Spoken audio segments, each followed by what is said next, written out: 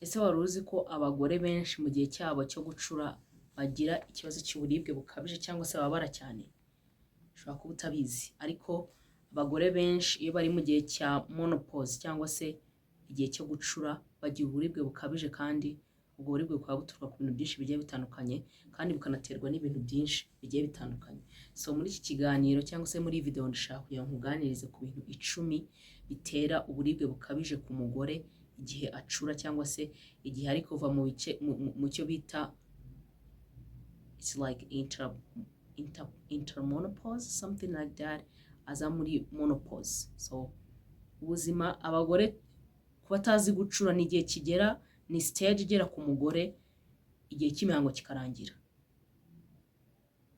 kigasa nkaho kirangiye, kikarangira burundu kikarangira. Kandi iyo umugore iyo ageze muri icyo gice cy'ubuzima ibintu byinshi birahinduka, amarangamutima, imikorere ye. N'ahandi uzajya usanga nk'umuntu utari uzi ko avuga nabi, wenda rugero nka mama wawe, ariko wagera nko muri icyo gihe ugasanga avuga nabi, ahorana umunabi, ahora atishimye, cyangwa se ahora afite mood swinging, like mu kanya arishimye, ejo arababaye, gutyo. Rero ibyo bintu biterwa n'ibintu byinshi bigiye bitandukanye. Niyo mpamvu ugomba gusobanukirwa ibintu 10 bitera, ubwo ni la majorite, ibintu 10 bitera abantu muri rusange ububabare mu gihe cyo gucura.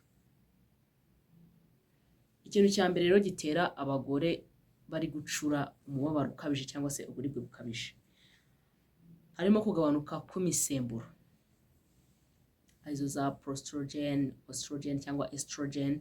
Iyo misemburo iragabanuka. Rero mu gihe igabanuka nibwo uzasanga nyine za ovaries cyangwa se amagi producing mu gihe cy'ukwezi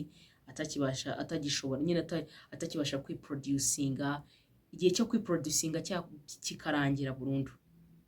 Ubwo nyine kuko ovaries cyangwa se menstruation ni ya magi aba yapfuye ubusa, then agasohoka hanze akaba released out. So iyo umuntu ageze muri icyo gihe, kandi kugira ngo asohoke, iyo misemburo ibiri estrogen and proestrogen zigomba kubigiramo uruhare.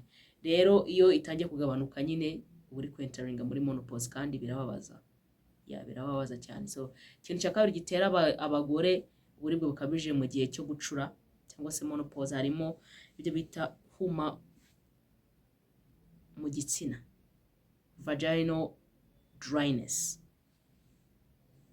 Urumva niyo kera harabagamo ububobere, nabwo buterwa n'iyo misemburo navuze haruguru, then ubu bikaba ntabwo. Birababaza by'umwihariko iyo ari wa muntu uri kwentaringa muri menopause ariko agikora sex actions, birababaza cyane, cyangwa se agikora imibonano mpuzabitsina, birababaza cyane. Rero ibyo nabyo biri mu bitera uburibwe bukabije mu gihe umudamu cyangwa se umugore ari gucura. Ikindi kintu cya gatatu gitera uburibwe bukabije mu gihe cyo gucura k'umugore, hari indwara yitwa endometriosis. Ni igihe uturemangingo two kuri nyababyeyi cyangwa se ahandi hantu muri organs zo muri reproductive system cyangwa se muri organe cyangwa se mu bice by'imyanya myibarukiro y'umudamu, wenda niba hari uturemangingo twagomba kumera nko kuri nyababyeyi, tukajya kumera nko ku miyoborananga, ama oviduct n'ibiki. Rero icyo gihe birababaza cyane. Rero iyo ari gucura biba too much, then bikamubabaza cyane. Hari changes ziba ziri kuba, cyangwa se hari ihinduka riba riri kuba muri iyo myanya myibarukiro. Ikintu cya kane gitera abagore kubabara cyane mu gihe cy'imihango cyangwa se entering muri menopause, hari ibyo bita fibroids cyangwa se fibroids, ibibyimba byo mu nda. Ushobora kuba ufite ibibyimba ukaba utabizi, cyangwa imayenge ikintu ukaba utabizi, ariko waba unabizi nanone waba uri kujya mu guco cyangwa warigeze kubirwara ukababara cyane. So ibyo nabyo biri mu bintu bitera uburibwe bukabije mu gihe umugore ari gucura. Ikindi kintu cya gatanu gitera abagore kubabara cyane mu gihe cyo gucura, hari ibyo bita pelvic inflammatory disease.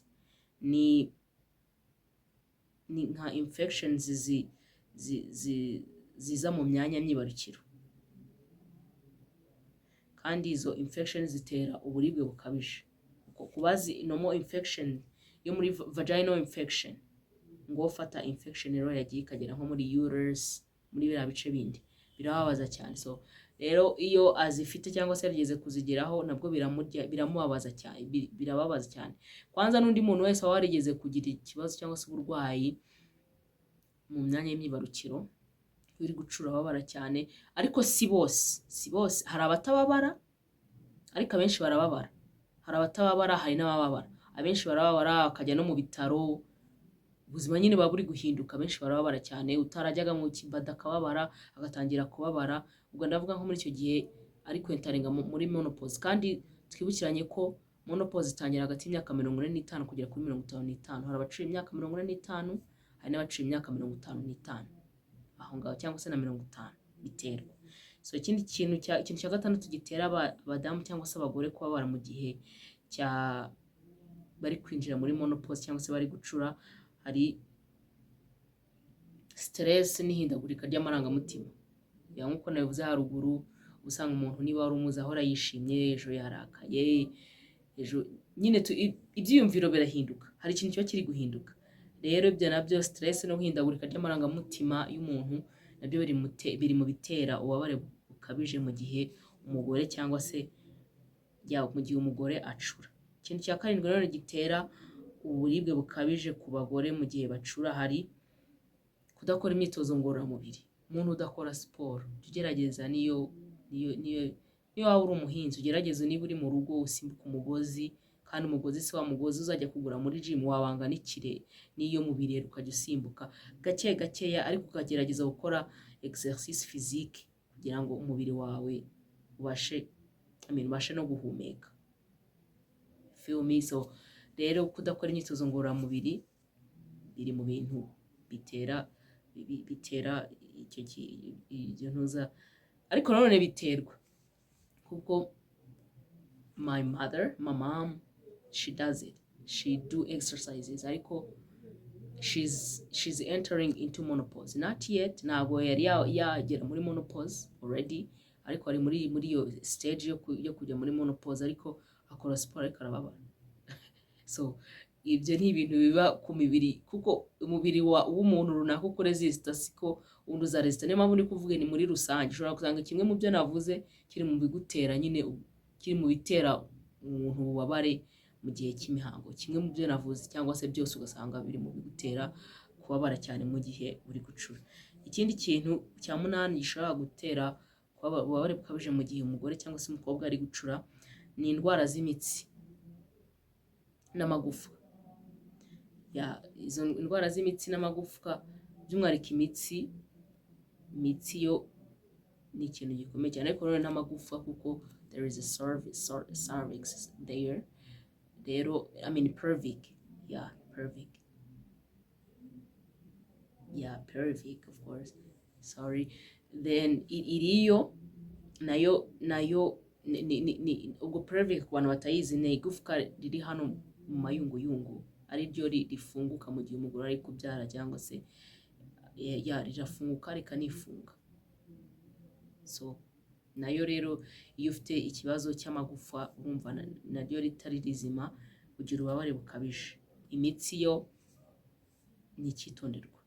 Rero mu gihe urwaye ufite uburwayi bw'imitsi, of course nugira uzababara, nugera muri iyo ntuza, muri iyo menopause uzababara. Ikindi kintu cya 9 gishobora gutera uburibwe bukabije mu gihe umugore cyangwa se umugore I don't know, sinzi mpamvu ndi kuvuga ngo n'abakobwa baraca, kuko n'ababikira baracura, nabo bajya bakira abakobwa. Hari indyo ituzuye, kubura indyo yuzuye. Indyo ni ikintu gihatse ubuzima bw'umugore bro. Niyo mpamvu niba uri umukobwa cyangwa se umugore utita ku mirire yawe ufite ikibazo. So mu gihe wari wa muntu utabasha kubona indyo yuzuye, then ukagerera mu gihe cya menopause, uzababara cyane. Niyo mpamvu rero biba byiza iyo witaye ku mirire yawe hakiri kare, ukamenya n'icyo gukora. Rero ku mwanya wa 10 ku kintu gitera abagore kubabara mu gihe bari gucura cyane, by'umwihariko hari ibyo bita urinary tract infection zifata imyanya ubwo ni imiyoboro y'inkari so izo infections zirababaza cyane n'iyo uzifite, ariko noneho iyo zije uri mu gihe cya menopause big deal, birababaza cyane. So niyo mpamvu rero ibintu byose ugomba kubyitaho uri umumama, nawe umukobwa ufite umumama wenda kugera muri iyo stage, ugomba kuba ubizi ukamufasha, ukareba niba ari ikintu kiri guhinduka, niba ari wa mama wari uzi yishimye ukabona yarakaye, ukamenya ngo okay, ko yarakaye byagenze gutya, ni impamvu iri kubitera. Icyo gihe ibyo bintu byose biragufasha, nta kintu kigutungura, ndetse nawe ugeze muri icyo gihe nyine nawe ugiye gucura